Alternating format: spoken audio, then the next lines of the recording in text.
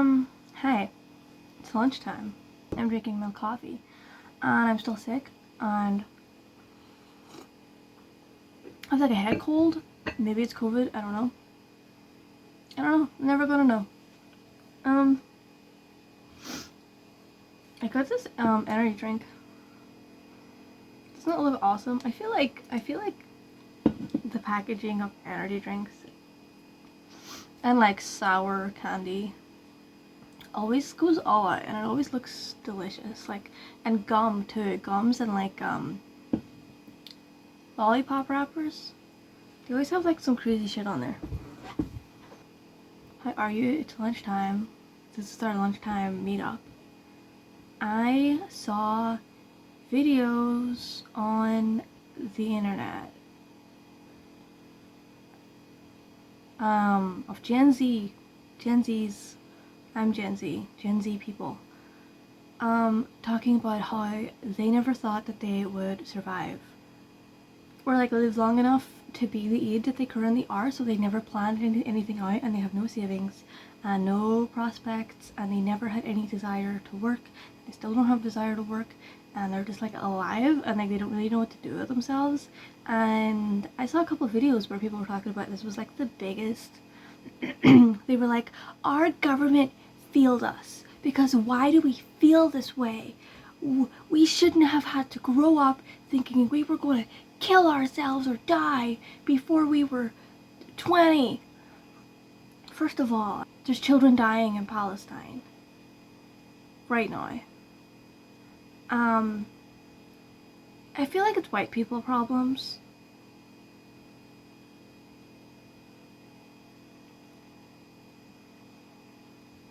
I have no savings because I thought I was gonna die. Okay. I mean, like, logically though, like, you knew that time would go on unless you were committed to the dying. Unless you were committed to the dying. And maybe just die, like, maybe that's the answer. It's like a headspace that, like, you're in. I don't know. Why does a whole generation just give up a childhood and not see a future for themselves? This is something, can we talk about this? Can we talk about this? I think people are not talking about this. How this whole generation just gave up the day they were born. I've heard no one talk about this. Can we talk about this? Is this allowed? The government does not want us to think about the things that we're feeling.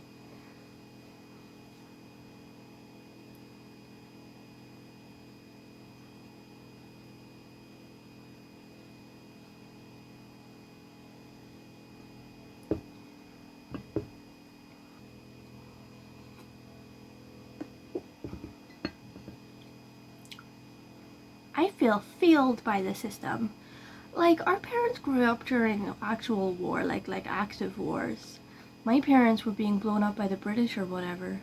Grandparents, I meant to say my grandparents.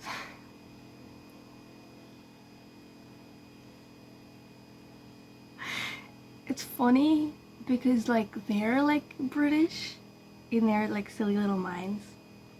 They're British, which is so weird to like have a choice in the matter and then like side with the colonizers. Anyway,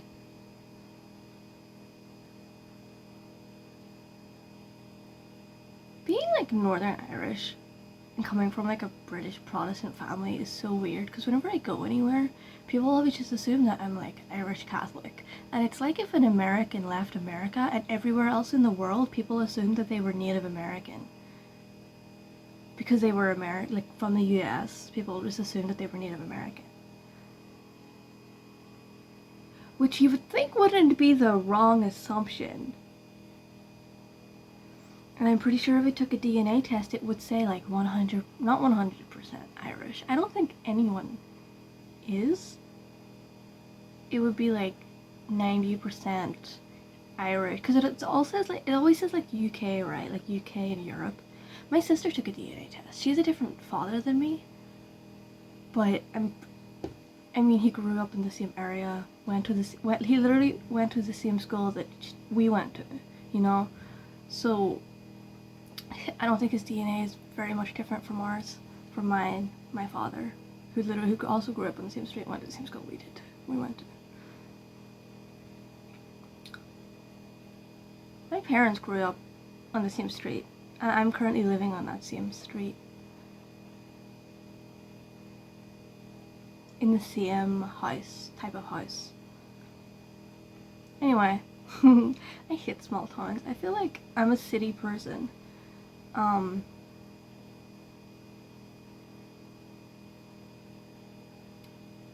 End of thought. And I knew moving back home was like the end of my life, because once you're here, you're trapped here because there's no jobs unless I want to work in a grocery store. And if I'm too mentally ill to work in a grocery store, I meant to work an office job. There's no offices. There's just grocery stores. That's it. There's like babysitting or grocery store.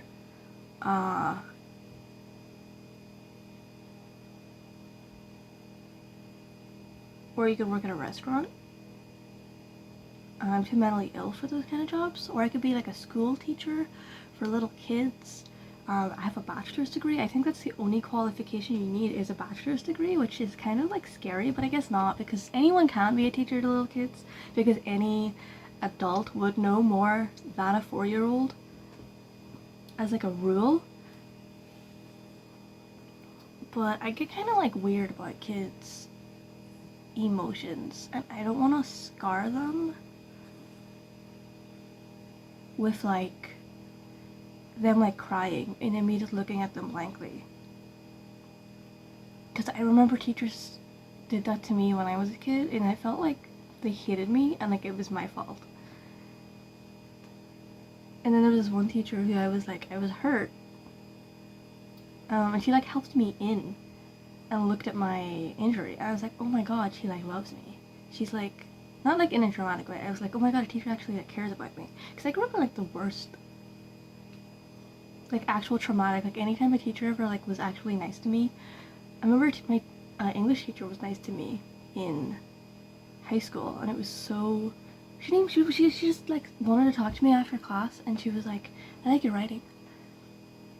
And then she had handed me my paper, and I said nothing because I was scared. I wanted to ask like, what, like obviously like what about it did you like, but I didn't say anything, and I slowly turned around and I walked out because I was so spooked that she was going to start yelling at me. I was ready to start crying, because teachers are not nice to you. They fucking abuse their power constantly, and none of my my sisters with kids, they don't send their kids to the same school we went to because it was fucking horrible. Because of the fucking like abuse from the principal. I remember, no, I'm not telling stories. I just remember watching the principal be like this huge abusive like douchebag to a bunch of 6-year-olds. It's like, you're really, really, really tall and fat and like 45, looking 60. How sad do you have to be to scream at a bunch of 6 to 7-year-olds like they fucking murdered your wife? It's so weird. That shouldn't be allowed. And then they talk about, they always had like a cane at the front of the class, or like a ruler, because they used to, like, our parents were beat in the schools, and they would like reminisce like, if this was 20 years ago, I'd be allowed to beat you. Anyway.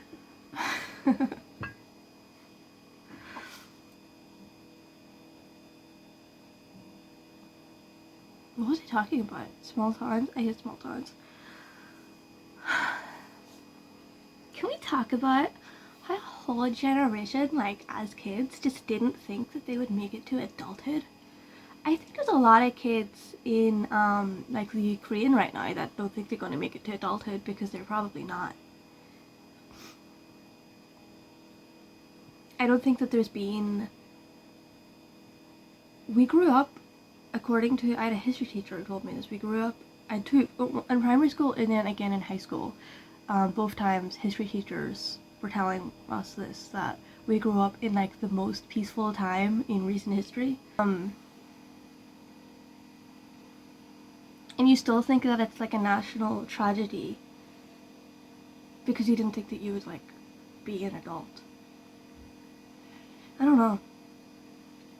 Like, yeah, it's a problem, but like the last 400 years of human history,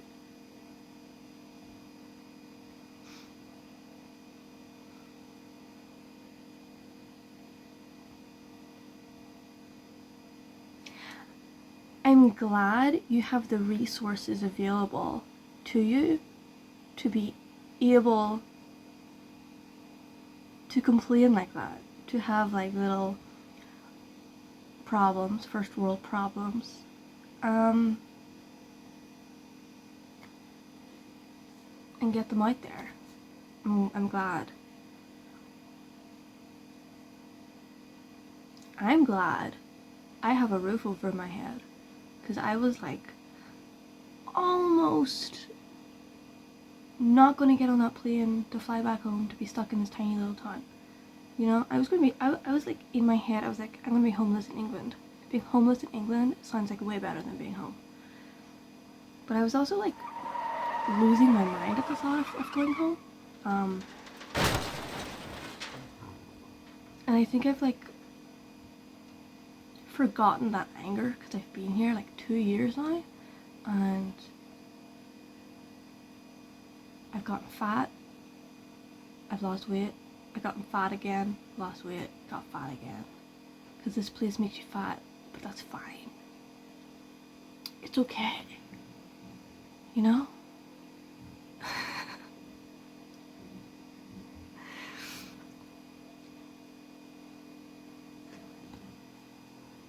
And the thing about cities, okay, the only city, there's one city in this whole country, Belfast. And that place sucks shit. That place sucks shit. It looks terrible. I'm not gonna say it smells terrible, because all cities smell terrible. You know, Birmingham smells terrible. If we had to give like a city, like the number one, every city I've ever been to, if I had to rank them by smell, Birmingham would be like number one stankiest. What's going on? Is like the sewer system broken? It doesn't even really smell like a sewer. It smells like something else. Something's going on.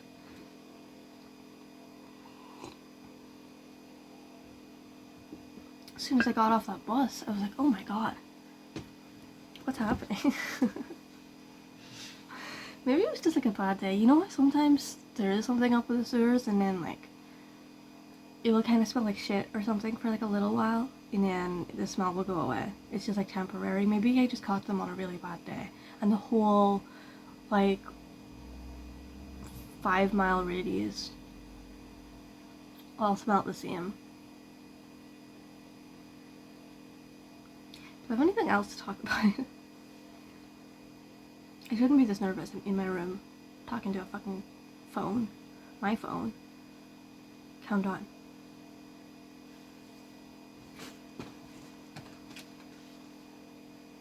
I have a issue with my armpits, and I feel like if I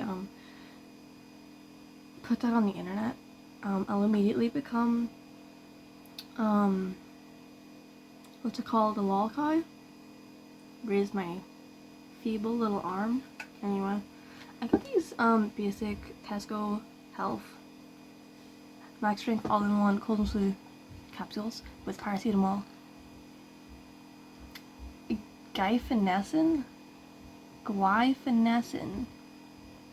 and phenylephrine, and they burn my body. I don't know if I'm allergic to one of these things, but they fucking burn like so much that I can't move, and I have to like go like this. I don't know if that's an allergic reaction or not. It's not even that bad, and this is like 3 weeks. I don't grow a lot of body hair.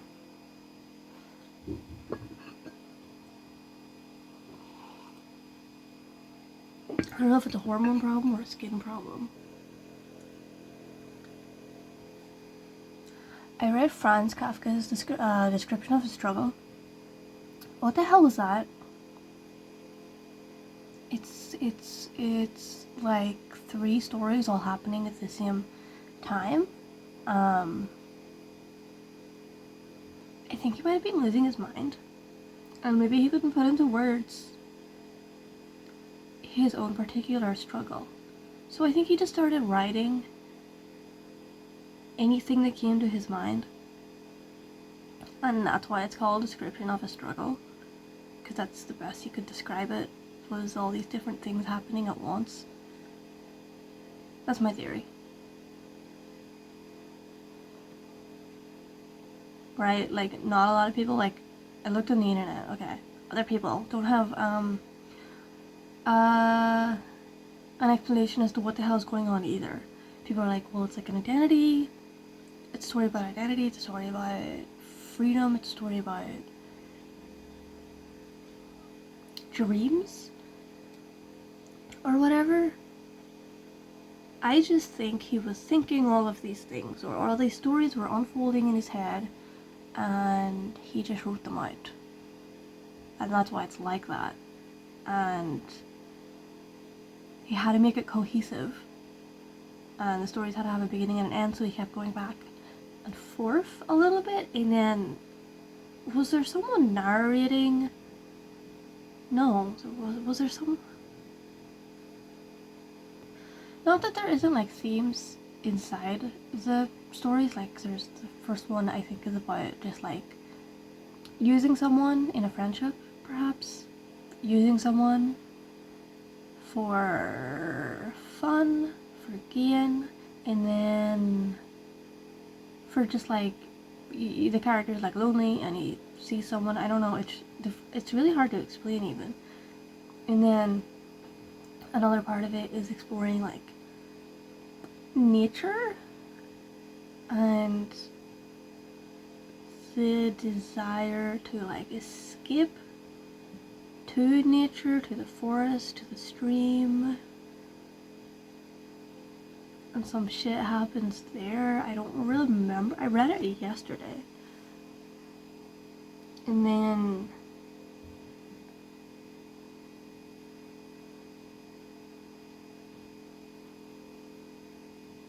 I want to say religious stuff. I don't think it's religious. I think it's something else. Just because the church is mentioned doesn't mean the story itself is religious. It's something. Something. Drowning of the fat man. He drowned? I thought the people lifting him drowned. I don't know. I also read The Judgment, and I think The Judgment is proof that he just writes, like, he just, like, feels things and then he writes the first thing that comes to his head. Because The Judgment, the story is about a guy writing letters to his friend in Russia. And he's like, well, like, he alters some things because he doesn't want to hurt his friend's feelings. He doesn't want to tell his friend to come back home because he's, like, feeling his life in Russia, he's got friends in Russia. But also if he comes back home, he has, like, nothing here. So he doesn't want to, like, stir things up. And he got engaged and he didn't want to tell his friend about it. And so he's, like, feeling guilty and, like, all these things about writing letters to his friend in Russia. And then his dad is, like, going senile or whatever. He puts his dad to bed and his dad starts yelling at him all these things about how he writes to his friend in Russia. And how he tells him he writes better letters. And his friend doesn't even read his letters, he reads his dad's letters and he crumbles his letters up. Because of how little information there is in them, because he's trying to spare his friend's feelings. And his dad writes his friend the truth, because he wishes his friend was his real son. Was his son instead of his actual son. And I don't think it's true, I think his dad's just going crazy. I don't know, his dad tells him to go kill himself and he kills himself, he just jumps off a bridge. And that's the end of the story. He dies. And while he's dying, while he's, like, jumping off the bridge, he says that he loves his parents. And it's called The Judgment, so, like, he's being judged by his parents, by his father, because I think his mother died. And he's just trying to do right by his parents, and he's trying to do right by his friend, but his dad is trying to tell him that he likes his friend better than he likes him, and he hates him actually, so he kills himself. It's really simple. It's really, like, simple premise. I don't know. smells like I woke up today and like everything smells like cigarettes. My coffee smells like cigarettes. My inside my wardrobe smells like cigarettes. I don't know where it's coming from. It's not coming from anywhere. It's coming from my nose. Sometimes sunshine does not want to shine on me, and sometimes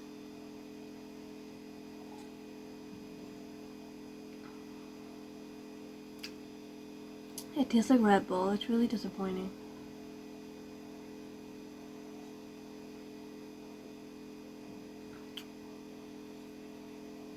It's just Red Bull. Sometimes I get lost.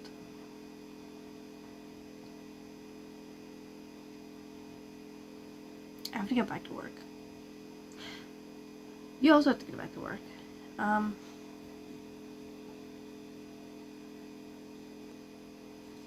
Does anyone else feel like menthols don't actually do anything and it's just like false advertising? It's like a little thing from like the 30s, right? It was like, oh, menthol candy. It will make you better. It will clear your throat, clear your sinuses all up, but it doesn't. And it's just kind of menthol. They should make lozenges that are just cough syrup in lozenge form with like alcohol in them, ethanol, right, and sugar, because that's all the cough syrup is. It's either that or guaifenesin.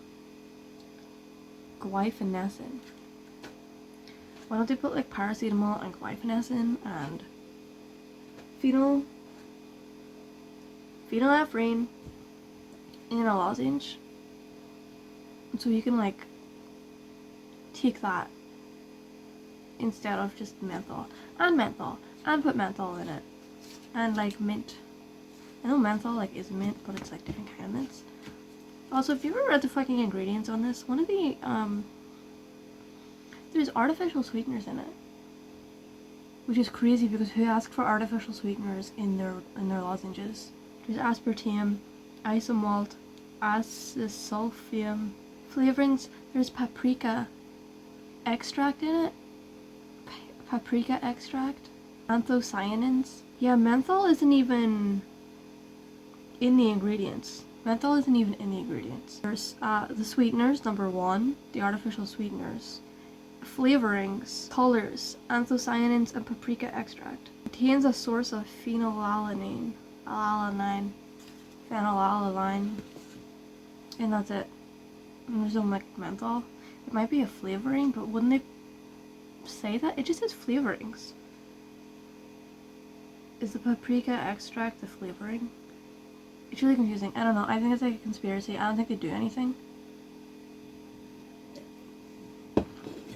But also, I understand why they can't put ethanol in a lozenge. And I also understand why they can't put medicine in a lozenge.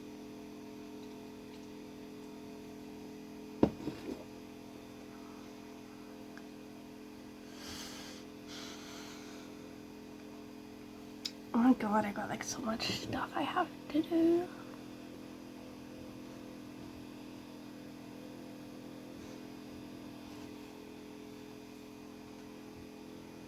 Oh my god. I got so much stuff I have to do. So much. I had soup in bed last night. I was like hungry and I really wanted my beef and vegetable soup. So I had it like in my bed, like that's my bed, and my bedside table is like right here. It's a cardboard box with a tray on it, and I was like leaning over, laying on my bed, like leaning over the cardboard box, eating my soup, dipping some bread into it.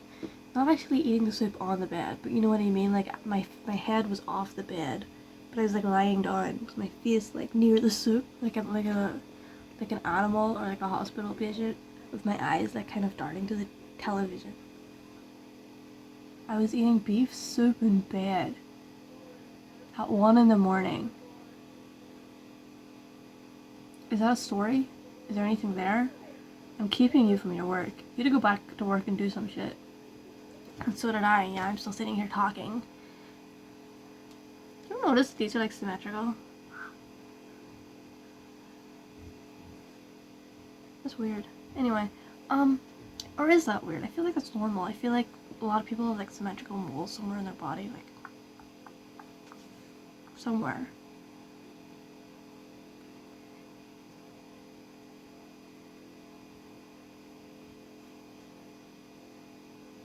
I've been buying the keef. I've been buying the keef. I've been buying the cheap coffee, and it tastes terrible. It's like £1.30 for like a little thing like this size. But it's the cheapest one there. If you go by grams, excuse me. If you go by weight, it's the cheapest by weight, because I always check for that. And yeah, it tastes like shit.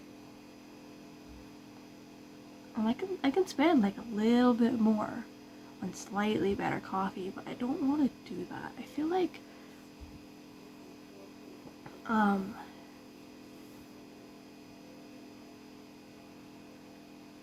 like freedom is torture, and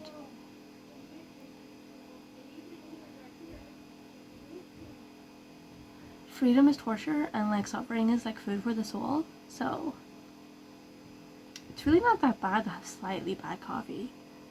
You know what I mean? It's just coffee. Sure, I drink it like every day, but bad coffee is still coffee. It's not like the worst. I'm blabbing. I'm just talking.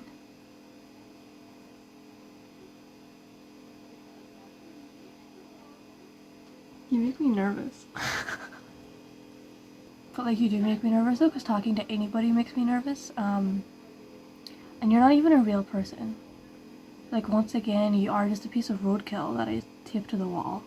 But that still makes me nervous, because you still have eyes and a brain, even though like you died a long time ago, but there's still a brain in there and you're still thinking thoughts, and it's freaky. I gotta go take a shit. It's weird that a fan has been on this whole time, isn't it? If you like, when we're trying to be having a conversation here, you would think that whoever turned the fan on would have turned it off, but no. It's difficult having a conversation with the fan on.